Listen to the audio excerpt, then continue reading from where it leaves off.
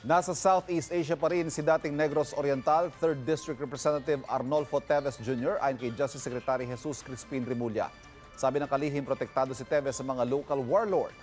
Sa ilalim daw ng ASEAN, Association of Southeast Asian Nations, pwedeng makipagtulungan sa ibang member countries para mahuli si Teves na binansagang terorista ng Anti-Terrorism Council.